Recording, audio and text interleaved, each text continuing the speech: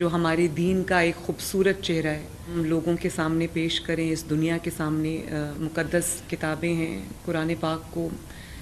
کی بے حرمتی کے واقعات آج کل روز ہو رہے ہیں۔ ظاہر ہے ہمارا دل تڑپتا ہے، ہمارے سب مل کے بیٹھیں اور ہم دیکھیں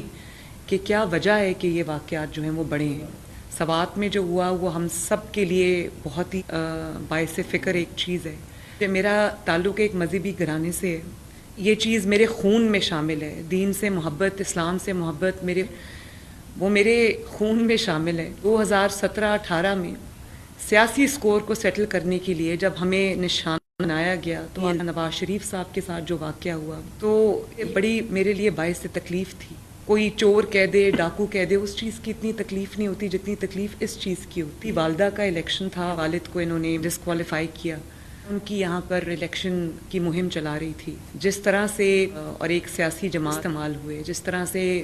ان الزامات کا سامنا مجھے کرنا پڑا، میری تکلیف دہ معاملہ ہے۔ مجھے اللہ تعالیٰ نے اس کرسی پہ بٹھایا ہے، جیسے کہ میں نے آپ سے عرض کی کہ میرا جو فرض ہے وہ انصاف کرنا ہے۔ جب کسی سے کوئی جرم سرزد ہوتا ہے، جرم کی تصدیق ہو جاتی ہے، اس کے بعد وہ کوئی مسلمان، سکھ، ہندو، عیسائی نہیں رہتا، وہ مجرم ہوتا ہے اور اس کو اس کے کیے کی سزا ملنی چاہیے۔ واقعہ ہوا تھا، واقعہ تو بہت بڑا ہے، میں آپ کے ساتھ وہ شیئر کرنا چاہتی ہوں کیونکہ میں ایک ماں ہوں، میرے ماشاءاللہ 3 بچے ہیں، اب اس صوبے کے بچے ہیں، ان کی ذمہ داری بھی میرے سر پہ ہے۔ ایک بچے کے ساتھ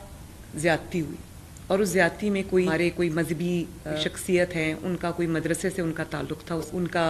جرم ثابت ہو گیا، لیکن جب ہم پولیس نے پکڑا اس کو مذہب کا ایشو بنا دیا گیا اور میرے خلاف تب سے سوشل میڈیا پہ وہ فتوے جاری ہو۔ تو آپ سب اس چیز کو جانتے ہیں کہ جب آپ سے جرم سرزد ہوا ہو، آپ سب کو تو اور ہم سب کو یہ کہنا چاہیے کہ اس کو سزا دینی چاہیے تاکہ باقی جو مذہب ہے